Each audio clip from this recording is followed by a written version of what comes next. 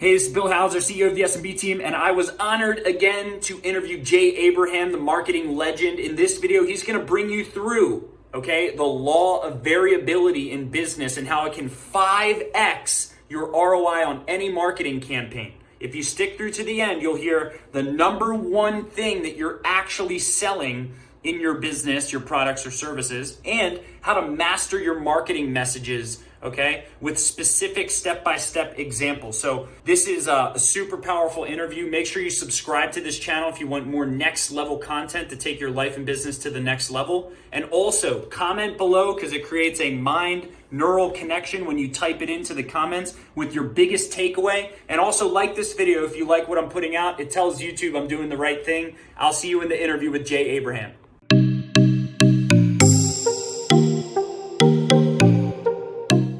One of my examples is going to be a little bit inappropriate until COVID subsides, but it will make a powerful impact. When I used to do live keynotes, I would bring someone on stage and ask them to shake my hand.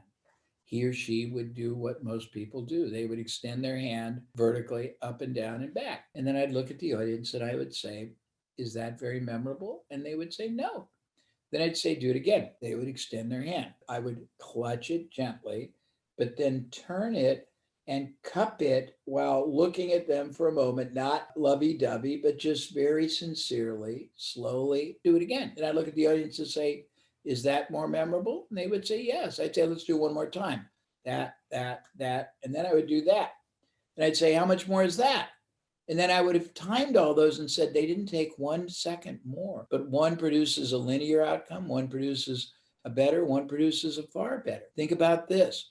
Every one of you and your team members, your staff, your colleagues utilize the phone to communicate. That being the fact, whether the communication is to close deals, to advance, to do all kinds of communication. And yet, almost everybody who uses the phone seems shocked when they get either voicemail or a gatekeeper. When in fact, statistically, probability wise, 95% of the time you're going to get voicemail or a gatekeeper.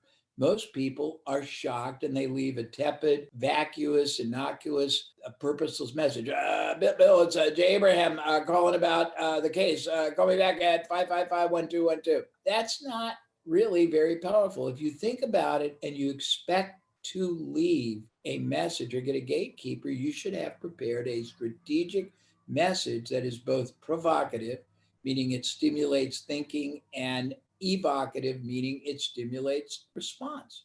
Now, those are two very simple basics, but if you take that to a grandiose level and multiply it times as many as 100 impact factors, leverage points in your practice, it is off the charts. So I started my career very, very specifically learning variability. The fact that you do something one way, it produces X. You do it another, it produces 2X, 3X. I learned, first of all, that existed. But that wasn't as helpful until I tried to learn why different results occurred from different approaches.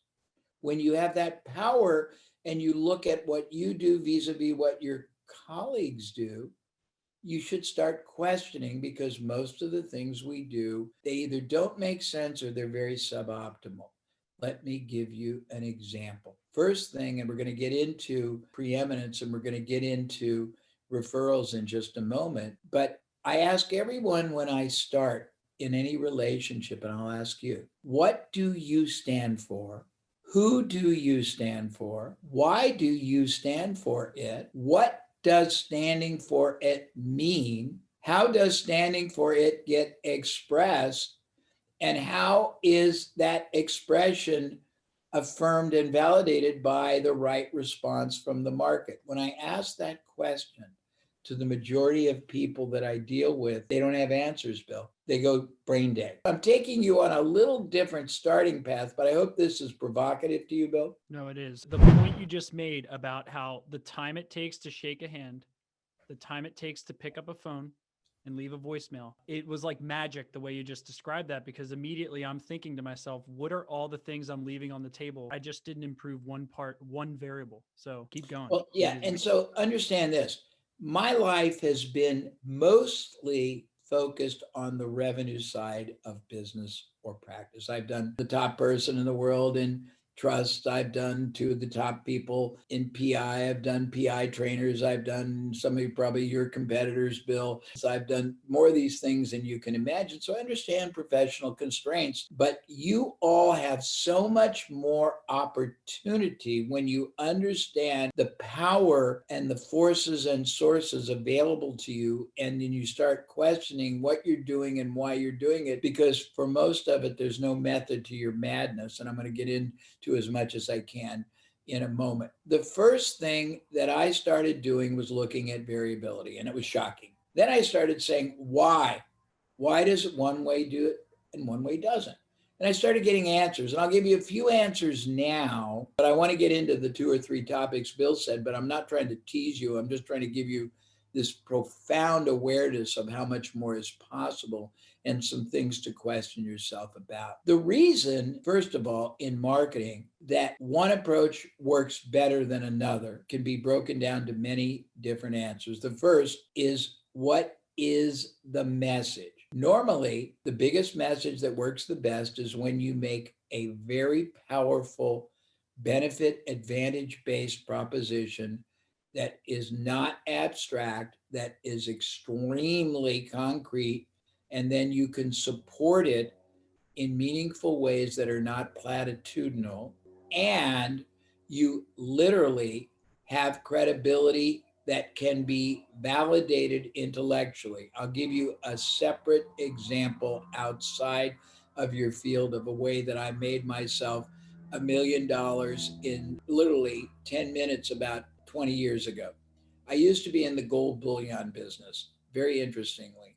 When gold bullion was at its bottom, not at its top, and it was selling for $300 an ounce, I had a client that was selling gold that was bank financed, meaning the bank would basically lend money on it, but they would hold the gold. And these people ran ads in the Wall Street Journal that said 2/3 bank financing on silver and gold. And the ads were successful enough that people bought them. They made money. They all made good commissions.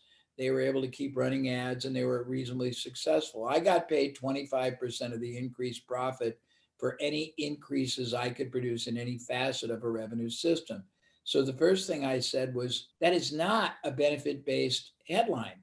That headline literally is a declaratory statement, 2/3 bank financing on silver and gold. It does not clearly convey what's in it, really outcome, result, benefit, advantage wise to the intended reader, the investor. So I played around with a bunch of different headline experiments, and took me all of about, honestly, 10 minutes. One of them hit 5 times better, and I'll tell you what it was. It was a statement of the benefit that would accrue. Back then, gold was selling for $300 an ounce. Silver was $6 an ounce. My winning headline said, if gold is selling for $300 an ounce, by the way, the ads they ran before were 2/3 bank financing on silver and gold. I left a piece out. That's my ADD moment. My replacement was, if gold is selling for $300 an ounce, send us just $100 an ounce and we'll buy you all the gold you want. And I did the same for silver. Silver back then was $6. If it's 6, send us 2. And that just killed it because it showed the benefit, the outcome. The next thing in any kind of marketing that can be very powerful is either or proof, credibility, try this test, risk reversal. And risk reversal is a very interesting concept. I'm just going to tightly introduce it, and then I'm going to do a takeaway, and then I'm going to revisit it. In any interaction between any two people, for any reason, one side is always consciously, subconsciously, people would say unconscious, but they would be catatonic then, knowingly, unknowingly, implicit, explicitly, asking the other side to assume all, most, more than all of the risk. To the extent you can identify what that risk is, tangible and intangible, and you can either eliminate or mitigate or reduce it for the other side, it's easier for them to say yes or no. In many different environments, you can be very blatant about risk reversal. In legal services, you may not legally, but you can mitigate that which no one else will. Let me give you a other industry example. I have transformed a lot of real estate agents by giving them modified risk reversal. Very few of them can afford to return the money if you're dissatisfied with the purchase of a house. By the way, there's a very powerful marketing mechanism you can use. It's called the Aikido School of Marketing. And what it means is you take any negative. Aikido is a martial arts force which uses the power of the enemy against the enemy. You take the negative and use it as a positive. So we would go to real estate agents and we would teach them how to say the following: I wish, if you were dissatisfied with the home you buy, that I could return your money. However, I will do something none of my colleagues do. Number one, I will not even take you as a client until I am confident that I have the ability to serve your needs better than anyone else I know. Number two, I will treat you just as I would my son, daughter, father, mother, relative. Number three, I will not let you buy a home, even if you like it, if I feel that there is a better alternative. Number four, I will make sure that if you buy that home, I do everything in my power to secure for you the best terms, the best certainty, to make sure that home doesn't get tied up in convoluted escrow or problems, and I will secure for you the cleanest, best financing possible. I will make sure that every part of the transaction is done to protect you, to reduce or eliminate all the stress, to make it as fast, easy, and optimal as possible. All that stated, if with all that's concerned, all that protection, you are unhappy in the home we help you purchase for any reason, anytime in the first year, I cannot return your purchase price, but I'll do something no one else will.